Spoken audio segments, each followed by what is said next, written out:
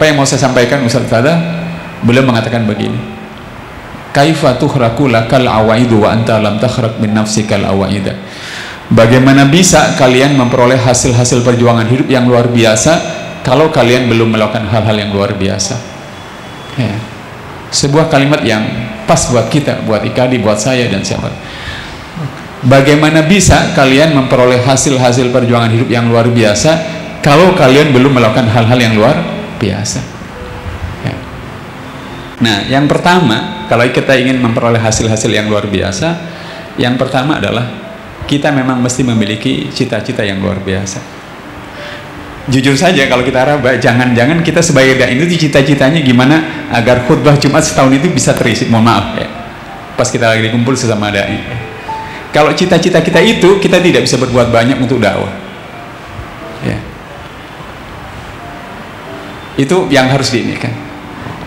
Saya ingin sampaikan Ustaz, waktu Kiai Haji Hasyim Asy'ari pulang dari Mekah, beliau berusia 28 tahun. Oleh ayahnya Kiai Asy'ari ditanya, "Nak, kamu mau bikin pesantren di mana?"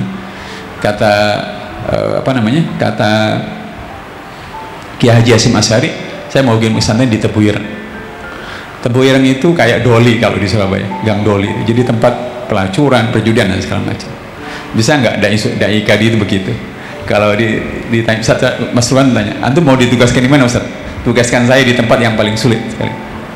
Kalau Ustaz saya baca dai yang menghijaukan tandes ya, lokalisasi itu ada putra asli di situ, lahir di tengah lokalisasi yang luar biasa, kuliah di IAIN, kembali ke situ dan bisa mereduksi, mengurangi jumlah rumah yang digunakan untuk tempat prostitusi menjadi sangat sedikit sebelum Bu Risma melakukan itu luar biasa. Kalau kita ini diundang oleh Masjid Dai itu, mohon maaf, gampang sekali, tidak ada ininya. Tapi dai itu aslinya dalam sejarah, kata Allah, wadrib lahum masalan ashabal qaryati id ja'ahal mursalun id arsalna ilaihi musnaini fakadzabuhuma fa'azzazna bisalih faqalu inna ilaikum mursalun. Mestinya dai itu punya semangat seperti itu, dan saya berharap pada Ustaz Fatur menyiapkan kita untuk tahan begitu. Bukan sekedar Ustaz Fatur bikin list, ini ada masjid yang kosong, siapa yang mau sih? Itu gampang. Dai itu adalah aslinya di Al-Quran begitu ya. Dan oleh karenanya tadi saya sampaikan, kita mesti punya cita-cita yang luar biasa ya. Oleh karenanya ketika Kiai Haji Hasyim Asy'ari ditanya, bagaimana bisa engkau ingin membuat pesantren di tempat seburuk itu, kata ayahnya, Hasyim Asy'ari mengatakan, kalau memang Islam itu rahmatan lil alamin, pasti Islam itu bisa memperbaiki keadaan ya. Beliau tidak hanya ngomong, oleh karenanya cita-cita yang luar biasa yang tadi yang saya sebut membutuhkan kerja keras yang luar biasa. Beliau membeli sebidang tanah di mana? Di Tebu Ireng itu, tapi sebidang tanah itu tidak langsung beliau kasih papan nama pondok pesantren. Beliau kelola menjadi lahan pertanian dan peternakan lele yang sangat produktif. Kenapa? Karena penduduk Tebu Ireng waktu itu, Ustaz, tanahnya itu semuanya disewakan ke Belanda. Jadi mereka hidup dari uang sewa. Begitu uang sewa itu habis, maka mereka dengan mudah bisa diajak bermaksiat. Melihat Kiai Haji Hasyim Asy'ari itu bisa merubah tanah yang dimilikinya menjadi lahan peternakan lele dan pertanian yang sangat produktif, mereka satu-satu datang untuk bertanya, dan itu yang memang diharapkan. Tentu saja beliau tidak membiarkan orang-orang yang bertanya tentang lele dan pertanian itu kecuali oleh beliau didakwahi ya. Nah, saya ingin mengingatkan pada kita sendiri, Ustaz bisa silaturahmi lah, ketemu para khotib, para dai, coba tanya apa yang telah secara luar biasa dikerjakan. Sekali lagi, kalau kita ingin mendapatkan hasil yang luar biasa, yang pertama adalah kita mesti memiliki cita-cita yang luar biasa. Ada sebuah kitab yang diterbitkan oleh Rabbani Press berjudul Himmatul Ulia. Saya di situ mendapatkan sebuah hadis sahih, tapi jarang hadis ini kita dengar, tapi hadisnya sahih. Saya lupa menghafal riwayat siapa, tapi bunyi hadisnya adalah, kata Rasulullah pernah bersabda, a'jazun nas man ajaza 'anid du'a. Selemah-lemah manusia adalah manusia yang paling lemah dalam berdoa kepada Allah Subhanahu wa taala. Begitu. Jadi nanti Mudah-mudahan Ustaz Fatur begitu menyusun kepengurusan itu, kalau bisa Ustaz Fatur sekalian targetnya menempatkan dai kadi di lokasi paling buruk di A, B, C dan sebagainya gitu. Jangan milih masjid yang banyak jamaahnya, kalau bisa di tempat-tempat yang seperti itu. Mohon maaf, saya merasakan sekali waktu tinggal di Surabaya, di Mertua sampai pindah Berbek itu, saya berhadapan dengan tempat-tempat seperti itu. Dan keberadaan kita diharapkan karena mereka itu kalau kita sapa dengan baik, kalau kita berinteraksi dengan baik, sabar, penuh kasih sayang, maka keadaan akan bisa berubah.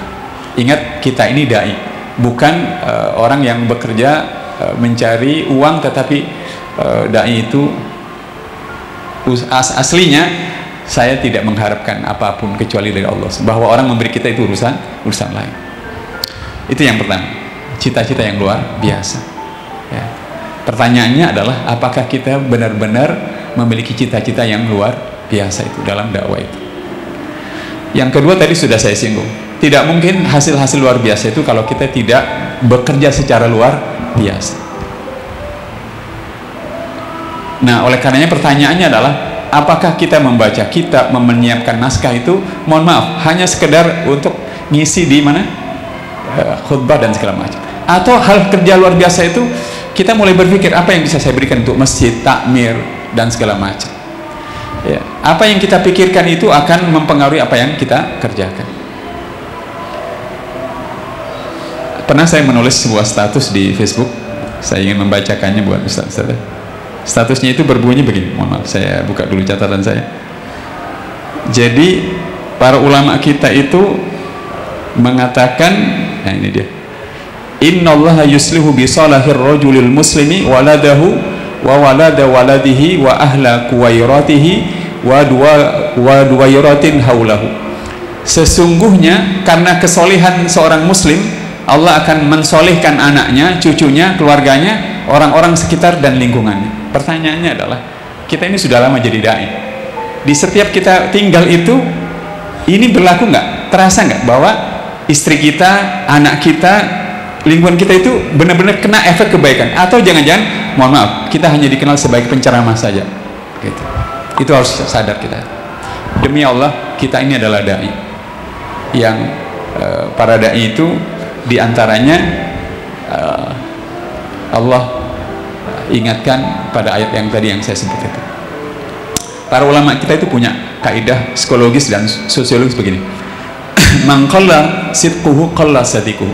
Barang siapa yang sedikit bisa membuktikan ucapan ke dalam tindakannya, sedikitlah orang yang menunjukkan respek kepada dia. Sidik itu orang yang bisa membuktikan ucapan ke dalam tindakan. Man qalla sidquhu qalla sidquhu. Barang siapa yang sedikit bisa membuktikan ucapan ke dalam tindakannya, sedikitlah orang yang respek kepada dia ya. Jadi mudah-mudahan nanti WIKADI Surabaya ini punya gerak yang lebih luar biasa ya. Kerja yang lebih luar biasa itu ditunjukkan oleh kedisiplinan, tradisi membaca buku yang bagus ya, dan segala macam. Siapa yang diundang Ustaz Fatur? Jam berapa Ustaz? Jam 8. Oh pasti dia setengah 8 sudah datang ya. Itu artinya kinerja yang bagus. Nanti kita berharap IKADI Surabaya itu dai-dainya itu dikenal pasti tepat waktu kalau datang gitu ya. Dan mohon maaf, orang barat itu bilang begini, Anda tidak perlu memenangkan perdebatan untuk mengalahkan orang, Anda harus mengalahkannya dalam medan perbuatan. Itu benar-benar nempel di saya. Jadi jangan sampai orang itu hanya kita dikenal sebagai dai yang pintar berorasi dan segala macam, begitu di tindakan-tindakan nyata orang tidak melihat kita ini punya kualitas-kualitas yang ini, tidak tepat waktu, kemudian kelihatan sombong, takjub dan segala macam, egois dan segala macam. Naudzubillah min dzalik ya.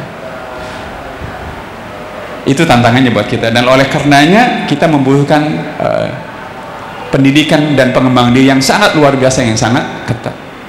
Kalau ada sebuah doa yang harus kita baca sebelum kita ini mimbar adalah doa